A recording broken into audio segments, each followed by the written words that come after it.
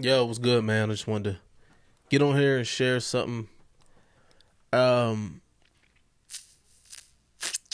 I know people be having questions about certain things like, why won't God just do this, or why won't God just kill the devil, or just why won't God just wipe everything out, or do it this way, or do it that way, or if I was God, I would do it this way. I'm gonna tell you, God is the God of gods. He's the Lord of lords. He's the King of kings, right?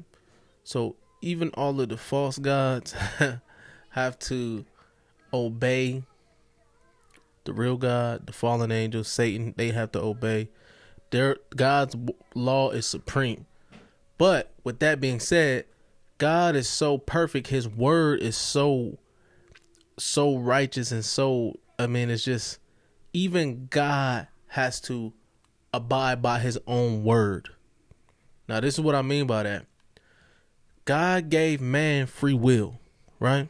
From the beginning of the earth. He put all type of stuff in the garden for Adam and Eve.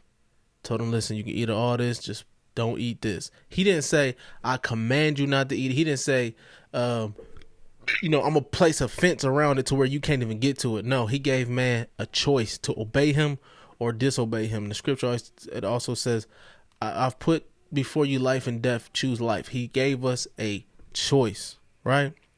And so Adam and Eve chose to disobey what God commanded them, right?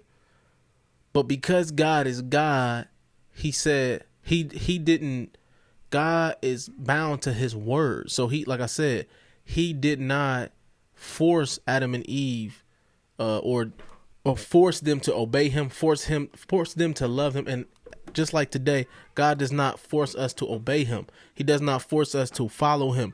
Why? Because he put it into law when he spoke it, when he gave man the freedom of choice. So this is why God has to strategically work around his own word. And the enemy knows this. So the enemy tries to do what he can because he knows that God is bound to his own word.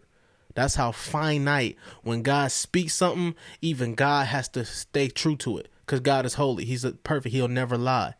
You know what I'm saying? God is not a man that he should lie, or the son of man that he should have to repent. You know what I mean? He's God. And so if he said it, he meant it. That's it. Even he is going to abide by it, right? And so God said he would not destroy the earth by flood no more. He has to abide by that. Or he probably would have been flooded us out again. But that's neither here nor there. But I just wanted to say this because I think sometimes there's just, not sometimes, a lot of times there's so much misunderstanding amongst even so-called believers and non-believers who make excuses not to, follow the God of the Bible. And so we just got to understand the nature. It's so important to learn who God is. Spend time with him. You're not going to get it. I'm not going to get the fullness of who God is. He is the creator of all things. He is the great I am. He just is. He's a God that was never born. He never started. He'll never end. He just is. It's mind blowing. You can't understand it in your own little small peanut human brain. In comparison to God, man, his wisdom is, man, mind blowing. So it's stuff that we're not going to understand on this earth. Also, the scripture says that we prophesy in part and we see through the glass dimly. So one person is not going to get everything. So that's why it's so important for us to constantly be seeking God, to move in unity, because God shares secrets with this individual, or that individual may have this portion of God understood, but no one will ever have the fullness of the manifold wisdom of God. No one will ever be able to understand God totally. You know what I'm saying? Shut that door, Connie. Oh, okay.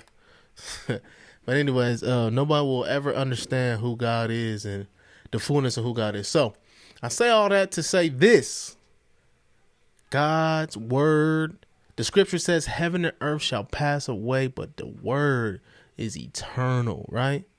So God's word even goes beyond the beyond the time, the beyond the existence of earth and heaven. Earth can be done away with, heaven be done away with, but the word is the power is in the word. This is why it's so important to know the word, because it is the final law.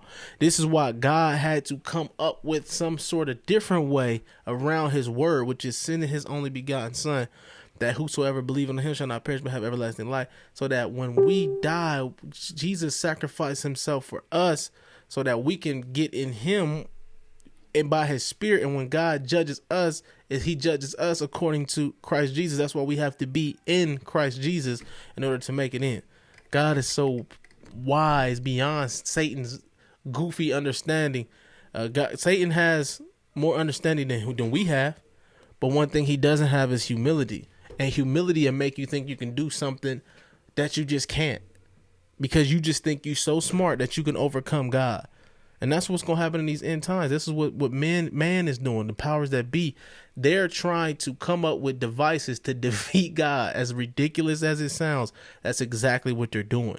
They're trying to defeat God. Some of them knowingly, some of them are deceived by Satan. Satan's making them believe that they can defeat the Most High. Silly, I know, but that's what pride does. Knowledge puffeth up, but the spirit bring life, right? And so it's so important that we walk in humility and we understand that the word of God, even God is bound to the word of God. So you have to be bound to the word of God. One way or another, you don't have to obey it, but there is consequences for disobeying it. But there's a way out. It's all written in the word. So get in the word today. Dive deep in it. Get some understanding. And all you're getting, get understanding. Understand that. Try to figure out who God is concerning us on this earth. It's in his word. And ask him to bring revelation to you. I just wanted to get on here and share this was something on my heart when I was in the shower yesterday. Just to kind of try to give some understanding.